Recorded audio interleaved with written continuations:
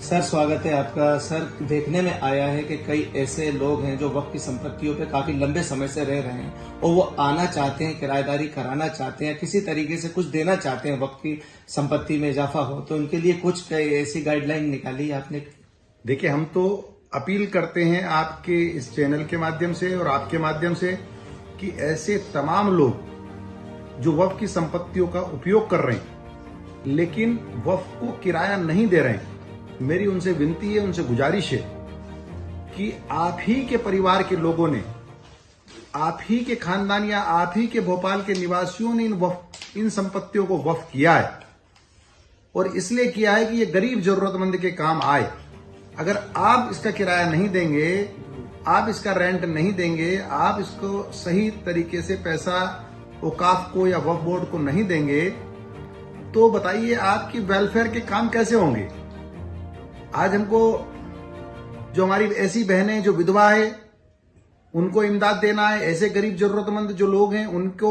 हमको मदद करना है, तो कैसे करेंगे। तो मेरी उनसे विनती है, गुजारिश है कि ऐसे सारे लोग फॉर्मेट में आए। जहां तक आपका सवाल है कि कुछ लोग ऐसे जो आना चाहते हैं, मैं इस्तकबाल करता हूं। अभी तेजी से हमारे यहाँ ऐसे लोगों को आना बढ़ा है। पिछले 6 माह से इमाम मुअज्जिन की जो तनख्वाहें हमारे यहाँ से नहीं दी गई थी, हमारे आने के बाद, इस बोर्ड के आने के बाद उनकी पुरानी तनख्वाहें भी दे दी गई है और उनको रेगुलराइज भी किया गया है। 6-6, 8-8 महीने से ऐसी हमारी जो बहनें हैं, माता हैं, जो विधवा हैं और उनको यहाँ की इमदाद नहीं मिली थी, उन सबको रेगुलराइज किया है। ऐसी 31 मस्जिदें जिनमें 1 रुपया भी इनकम ऑफ सोर्स नहीं है, वहां पर जो हम लोग 2600 रुपया उनके मेंटेनेंस के लिए देते थे, उसको 3500 करके पुराना भी सब पैसा दे दिया गया है और नया भी उनको रेगुलराइज कर दिया गया है। अब ऐसे कुछ लोग और बचे हैं, तो हमने पट्टा अधिनियम के तहत भारत सरकार के वक्फ काउंसिल से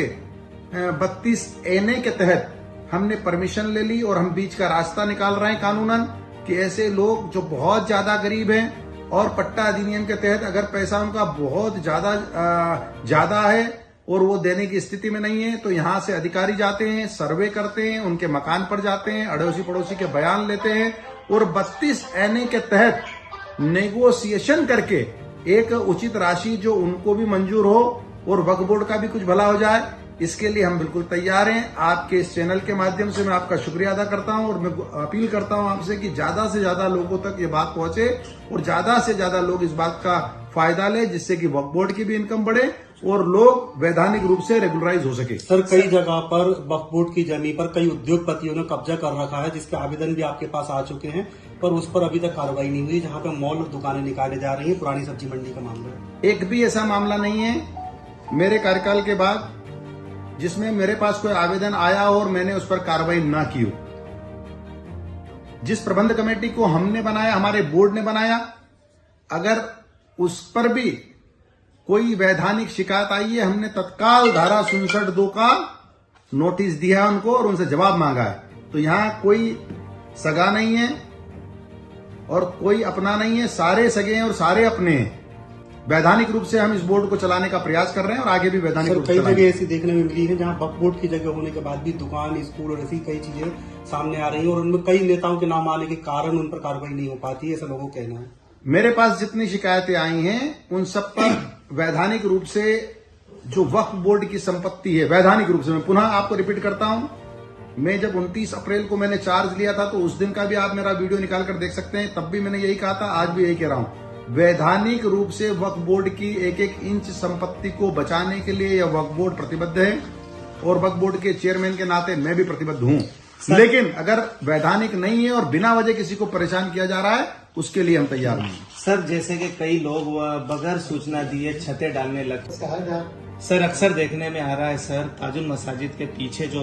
ABM हॉस्पिटल वाली तरफ जो जीने हैं, वहां पर लोग बैठ करके गंदगी कर रहे हैं, पान खा के थूक रहे हैं, तो ये इसके लिए क्या निर्देश है सर, आपका क्या कहना है? आपने संज्ञान में लाया है, मुझे तो अच्छा दिखता है। मुझे लगता था कि जब मैं जयपुर गया और जिस तरह से वहां पिंक सिटी देखने को मिलती थी और हम जब ताजुल मसाजिद को देखते हैं और एक जैसी दुकानों का कलर और एक जैसे ताजुल मसाजिद पर कलर, तो मुझे तो बड़ा फील गुड होता था।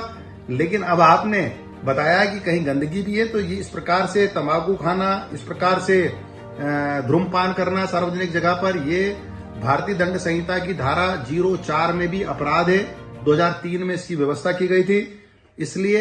इस ऐसी सार्वजनिक स्थानों पर धूम्रपान नहीं होना चाहिए। और खास करके ताजुल मसाजिद कैंपस जो ऐतिहासिक हमारी धरोहर है, और जो ताजुल मसाजिद ही मुझे लगता है इसलिए कहा जाता है कि मस्जिदों की में जब अनेक मस्जिदों का ताज हो या अनेक मस्जिदों में जो बड़ी मस्जिद होती है तो इसलिए वो मसाजिद हुई। तो ये हमारे लिए गौरव की बात है। इतनी ऐतिहासिक मस्जिद जिसको दुनिया भर में ये कहा जाता था कि वो एशिया की सबसे बड़ी मस्जिद है, उसकी खूबसूरती बनाए रखना, उसकी सुंदरता बनाए रखना, उसकी स्वच्छता बनाए रखना हम सबकी जिम्मेदारी है। आपने बोला है, मैं आपके चैनल के माध्यम से भी ऐसे लोगों से गुजारिश करता हूं कि ऐसी स्थिति से बचना चाहिए और हम भी इस पर जो कार्रवाई हो सकती है वो निश्चित रूप से करेंगे। Thank you.